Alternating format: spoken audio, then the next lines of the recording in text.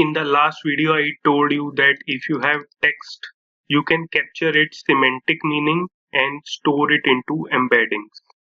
What are embeddings? Embeddings are the special vectors.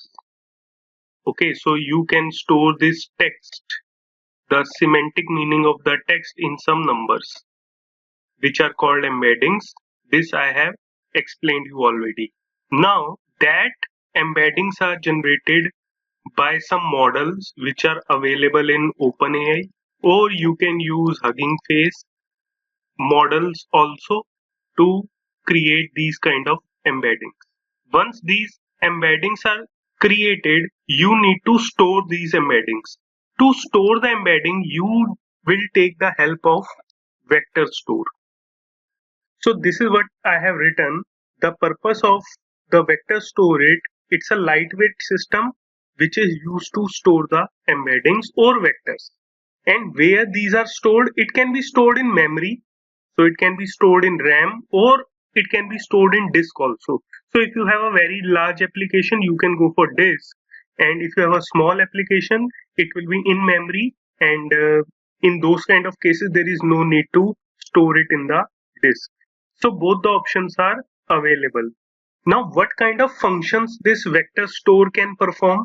You can insert new embeddings. You can modify the embeddings. You can delete the old unused embeddings, and you can select the embeddings also. So all these things you can perform, like you have select, insert, update, delete operations in relational databases. The same things you can do with embedding. Then you can perform semantic search. I have already explained you how VectorStore uses cosine similarity to perform the semantic search. Now suppose there are 100,000 of vectors which are present in the database. So there are so many vectors which are present. Now there is a new vector which is your question, suppose, and this vector you want to compare with already existing hundreds and thousands of vectors. Now if this new vector will be compared with each and every vector, it will take a lot of time. But with the help of this indexing, you can quickly perform the similarity search when you have huge number of vectors. So there are indexing techniques also present in VectorStore using which you can quickly perform the semantic search instead of comparing this new vector with each and every vector. So this is what I have written. With the help of indexing, you can make similarity search faster. There are examples of VectorStore which are FAISS, Annoy, etc. But you see, there is one more concept which is known as vector database. Now what vector database is? Vector database has all the features of VectorStore. It has all the features of VectorStore, but it has some extra features also. So vector database, what it can do? It can also store the embeddings. It can also perform insert, update, select operations of embeddings, perform the semantic search, has the indexing concept. So all the features are there. Plus it has some extra features which are not present in the VectorStore. That is why you see VectorStore is lightweight, and this is, you see, production ready.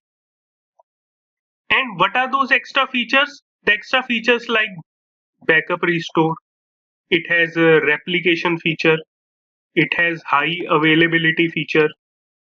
It has authentication feature, authorization feature. So lot of features are there, so that I will explain you through my notes. So here I have written about vector database. So it's a production ready system which is built on top of the VectorStore concept.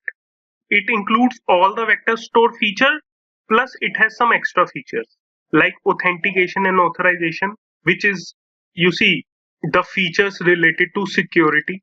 Then backup and restore feature, Then you have replication feature, you have high availability and scaling, which is distributed architecture. It has monitoring and logging features. It can also integrate with cloud. The examples are Pinecone, Weaviate, etc. So in short, all vector databases are vector stores, but opposite is not true. All vector stores are not vector databases.